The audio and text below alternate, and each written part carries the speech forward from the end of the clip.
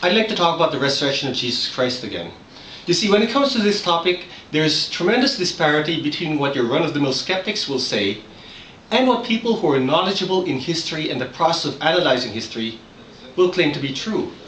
For example, your run-of-the-mill skeptic is likely to say that Jesus never rose from the dead, that it was all probably just a legend that evolved through the centuries until the Christian church came to accept it as being true. Well, that doesn't fly. Professional historians acknowledge that the resurrection of Jesus Christ was something that was taught very early on in the Christian church. And not just taught, but believed by the disciples themselves. Again, a run-of-the-mill skeptic might say, well, maybe the disciples never really believed he rose from the dead. They made it all up. Yeah, that's what I say. Again, that doesn't fly. Professional historians acknowledge that there's way too much evidence, direct and indirect, secular and Christian, which shows that the disciples genuinely believed they had met the risen Christ. The strongest indication of this is the fact that they were willing to suffer tremendously for the faith, even up to the point of death. Again, there's just too many sources that indicate this to be true, including secular sources. People, by and large, are not willing to go through unspeakable torment for the sake of something that they acknowledge to be false, that they invented. No. Not when they could end their suffering just by confessing to the truth. And certainly not a dozen people or so.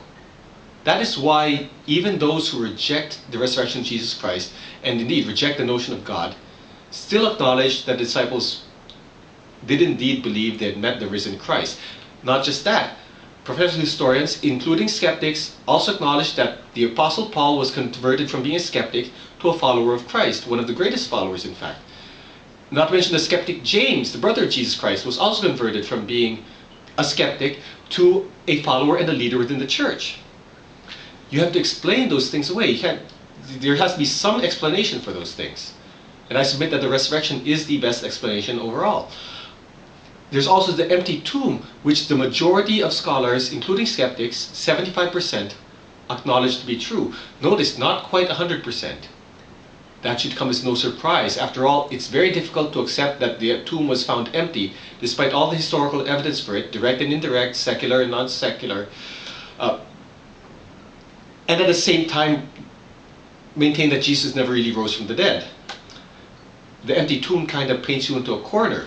That is why people adopt such outlandish theories as saying that maybe the disciples hallucinated it all. Or maybe Jesus never really died, he just came very close to death and managed to break out of the tomb. Well, those explanations don't fly. Hallucinations don't work that way. They certainly don't. It's certainly extremely unlikely that the disciples will all have hallucinated in quite the same way, nor do hallucinations explain the conversions of Paul and James. Similarly, there are huge problems with the notion of Jesus having come so close to death and somehow surviving and managed to get out of the tomb. Apart from the extreme unlikelihood of that ever happening, there's also the problem that a beaten, bruised Jesus Christ, one that was on the brink of death, would have been in no position to inspire people to worship him as God. Far from saying, he is risen, praise the Lord, people would have said, get this man to a hospital. I want to talk about a very specific theory though. It's a theory that was invented by a fellow named Robert Greg Cavan as part of his doctoral work. See, Greg Cavan looked at the evidence. He acknowledged that the disciples genuinely believed they had met the risen Christ. He even acknowledged that the tomb was indeed found empty, simply because there's too much evidence for it. He acknowledged that the hallucination theory is extremely unlikely, that Jesus could not have simply come close to the brink of death and survived and inspired people to worship him as God. Not at all. That is why he's proposed that Jesus Christ had an unknown identical twin, that he was part of a pair of identical twins, and that Jesus was switched with the child of Mary at birth.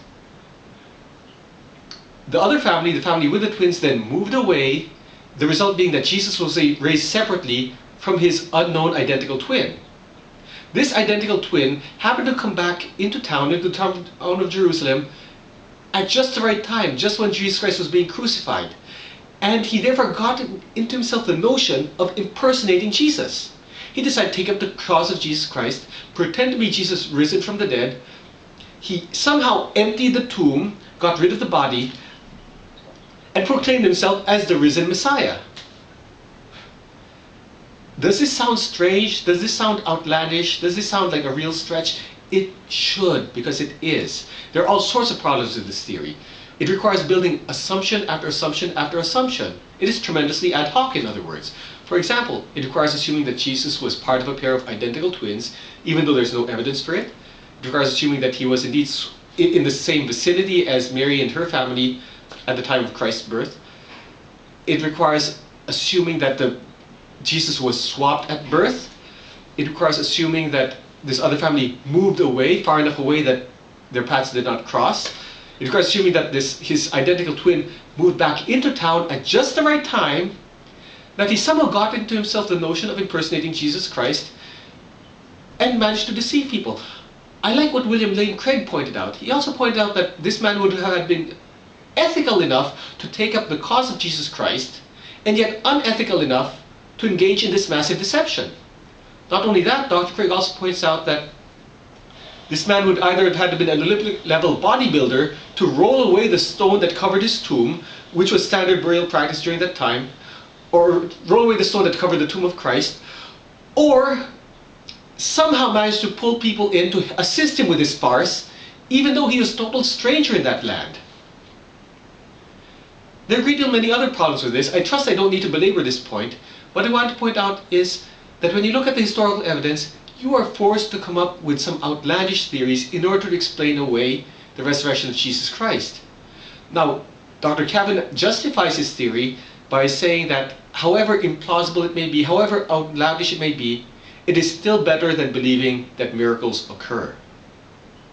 Do you see the problem with that approach? The only way to justify it is to acknowledge, is to maintain that miracles just don't happen. But why not? If there is a God out there, and if that God is manifesting himself, and indeed, if that God sent his only Son to die on our behalf, then why wouldn't miracles occur? Not only that, consider this. This is the type of scenario you're forced to adopt in order to explain all the evidence away. Should that not drive you to the brink of despair, knowing that you have to adopt such an outlandish theory, knowing that those are the depths you have to go to in order to reject the evidence for the resurrection? There's plenty of evidence out there.